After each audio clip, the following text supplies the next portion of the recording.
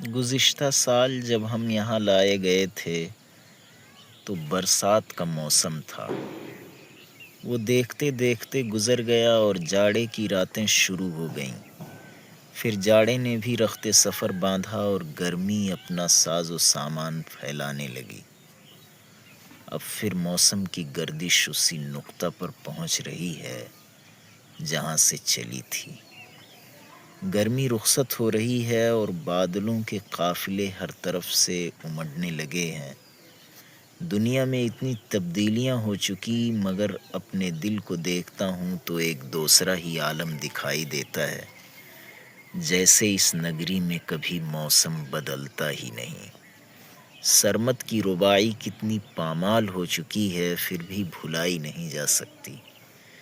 گرما بگذشت تو این دل زار ہما، سرما بگذشت تو این دل زار ہما۔ القصہ تمام سرد و گرم عالم، برما بگذشت تو این دل زار ہما۔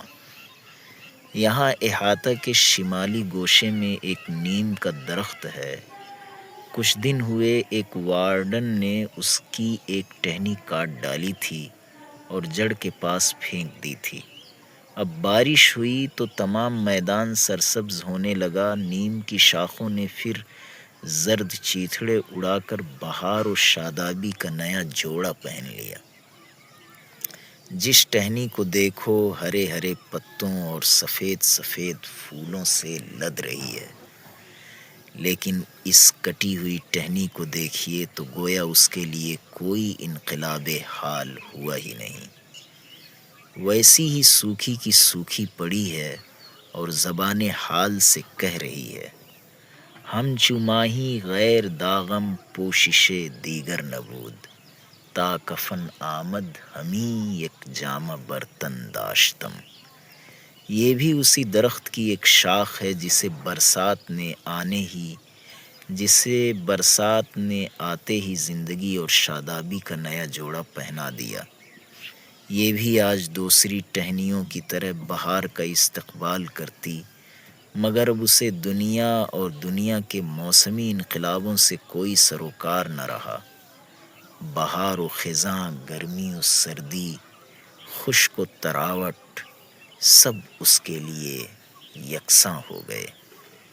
کل دوپہر کو اس طرف سے گزر رہا تھا کہ یکایک اس شاخ بریدہ سے پاؤں ٹکرا گیا۔ میں رک گیا اور اسے دیکھنے لگا۔ بے اختیار شاعر کی حسن تعلیل یاد آ گئی، قطع امید کردہ نخواہد نعیم دہر، شاخ بریدہ را نظر بر بہار نیست۔ سبحان اللہ۔ میں سوچنے لگا کہ انسان کے دل کی سرزمین کا بھی یہی حال ہے۔ اس باغ میں بھی امید و طلب کے بے شمار درخت اگتے ہیں اور بہار کی آمد کی راہ تکتے رہتے ہیں، لیکن جن ٹہنیوں کی جڑ کٹ گئی ان کے لیے بہار و خزاں کی تبدیلیاں کوئی اثر نہیں رکھتی۔ کوئی موسم بھی انہیں شادابی کا پیام نہیں پہنچا سکتا۔ خزاں کیا فصل گل کہتے ہیں کس کو، کوئی موسم ہو وہی ہم ہیں، قفس ہے اور ماتم بال و پر کا ہے۔ موسمی پھولوں کے جو درخت یہاں اکتوبر میں لگائے تھے انہوں نے اپریل کے آخر تک دن نکالے، مگر پھر انہیں جگہ خالی کرنی پڑی۔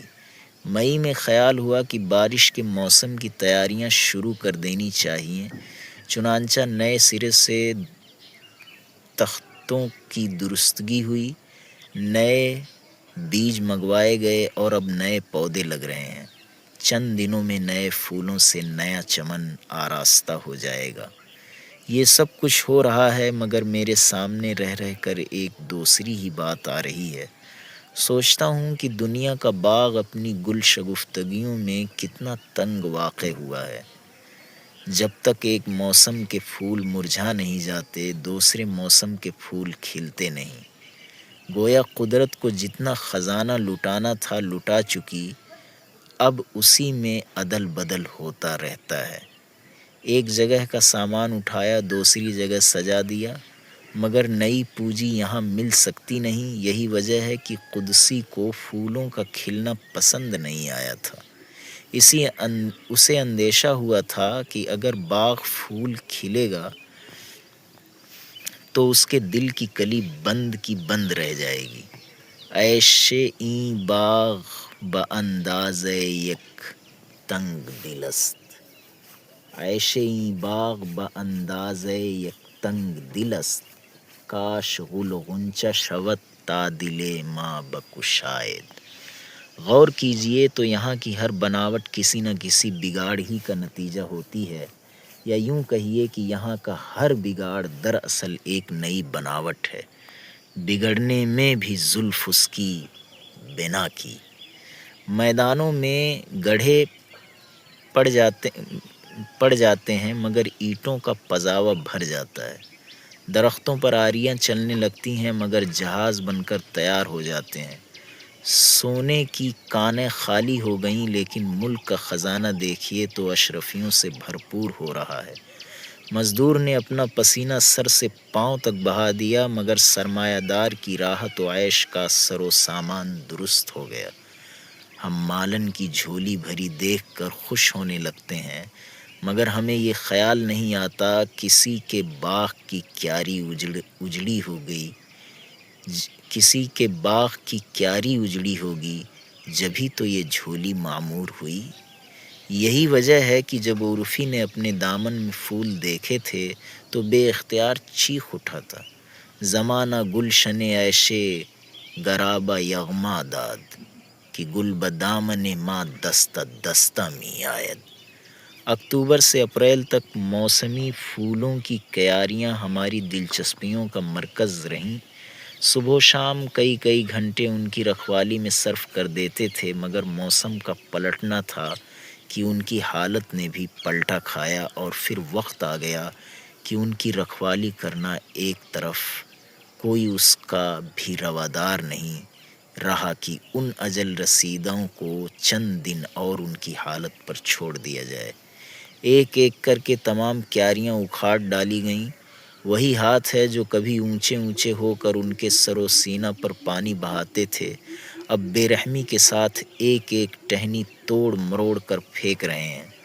جن درختوں کے پھولوں کا ایک ایک ورق حسن کا مرقع اور رعنائی کا پیکر تھا، اب جھلسی ہوئی جھاڑیوں اور روندی ہوئی گھاس کی طرح میدان کے ایک کونے میں ڈھیر ہو رہا ہے، اور صرف اسی مصرف کا رہ گیا تھا کہ جس بے سر و سامان کو جلانے کے لیے لکڑیاں میسر نہ آئیں وہ انہی کو چولہے میں جھونک کر اپنی ہاڈی گرم کر لے۔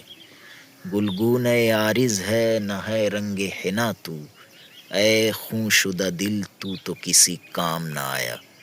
زندگی اور وجود کے جس گوشے کو دیکھیے قدرت کی کرشمہ سازیوں کے ایسے ہی تماشے نظر آئیں گے۔ دریں چمن کی بہار و خزان ہماغوش است، زمانہ جام بدست و جنازہ بردوش است۔ کیا شعر ہے، سبحان اللہ۔ انسانی زندگی کا بھی بعینہ یہی حال ہوا۔ سعی و عمل کا جو درخت پھل پھول لاتا ہے اس کی رکھوالی کی جاتی ہے، جو بیکار ہو جاتا ہے اسے چھانٹ دیا جاتا ہے۔